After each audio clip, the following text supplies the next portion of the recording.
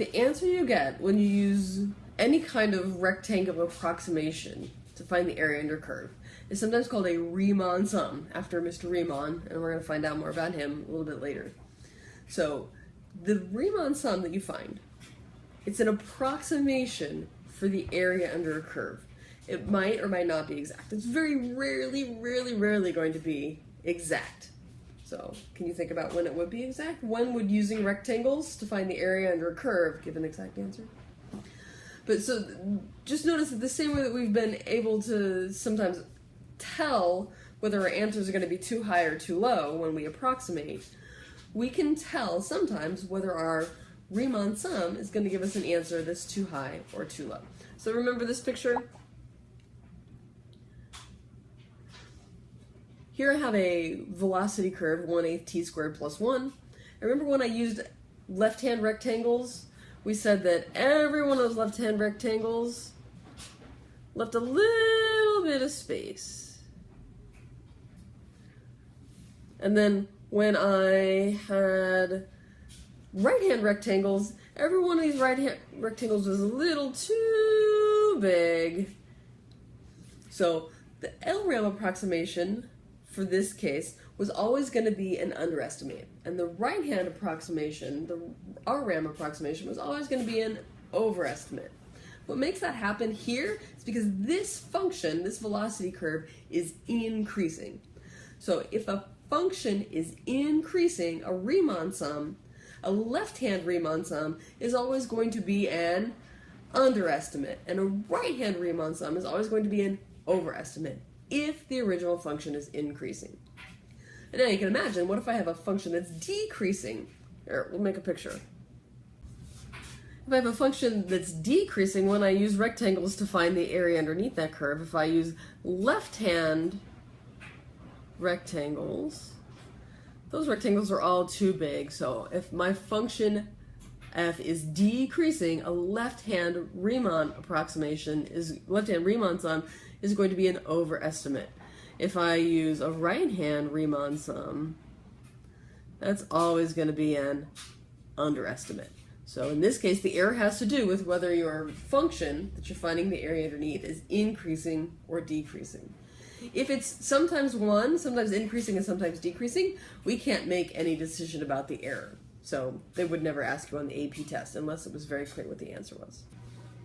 Here's an example from a real AP test. Rocket A has a positive velocity. It's being launched upward.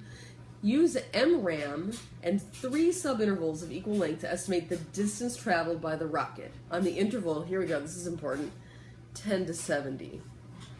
So notice they've given us data for times 0 to 80, but they're asking us to only give this estimate for times 10 to 70. So this piece of data here at time 0, this piece of data here at time 80 is not helpful to us. We're only interested in the times going from 10 to 70. We've been asked to use 3 subintervals. So subinterval, that's the distance across the rectangle. So from time 10 to 70, that covers 60 seconds of time. And I need to split that up into 3 rectangles. So each rectangle is going to cover 20 seconds. So from 10 to 30, 30 to 50, and 50 to 70. So I like to actually draw in little brackets like this in my table. Helps me make sure I've got the right subintervals. Because let me tell you, if you tried to draw these little brackets in and you couldn't find a midpoint value or that didn't come out to the right number of intervals, you have to check your work because they're never going to trick you like that on the AP test. So here, I know every rectangle is going to be 20 seconds long. Notice my input is time. So the width of each rectangle has units of time, units of seconds. And the height of each rectangle is going to come from the midpoint of the interval. So my first rectangle covers from 10 to 30 seconds. Halfway between 10 and 30 is 20. So when time is 20, do I know the velocity of the rocket? I sure do, it's 22. So here, I'm going to have 20 seconds times the height of 22 feet per second, plus this next 20 seconds is the width of the second rectangle. The height of the second rectangle is going to be 35. Again, my third rectangle happens to be 20 seconds long, 20 seconds wide. It'll have a height of 44. Notice the units for each of these rectangles is seconds times feet per second, seconds times feet per second, seconds times feet per second, which means I'm going to have units of feet plus feet plus feet. This is 2,020 feet. This next question asks us, from 0 to 20 seconds, approximate how far the rocket's traveled using 2 subintervals and RRAM. So I'm going to cover 0 to 20 seconds with 2 subintervals. 20 seconds gets divided into 2 parts, so 0 to 10 seconds. And then 10 to 20 seconds, so 0 to 10. Ooh. 0 to 10 and 10 to 20.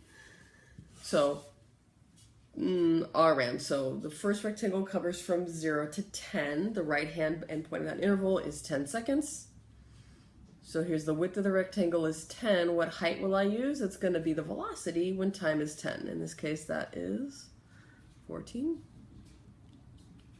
The second rectangle also happens to have a width of 10 seconds, and my height is going to be the velocity at that second part of the interval, the right hand end of the interval, which is 20 seconds. The velocity is 22.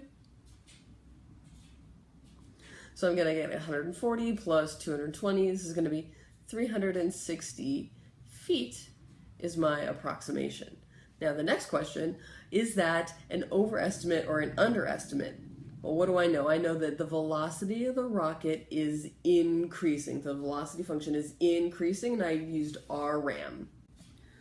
So there's my final answer. 360 feet is an overestimate because V of t is increasing. If I hadn't been told that V of t was increasing, I can't assume that it's increasing just because I see that the V values get bigger. I have to have confirmation that V is increasing. If I'm using RRAM on an increasing function, my approximation will be an overestimate.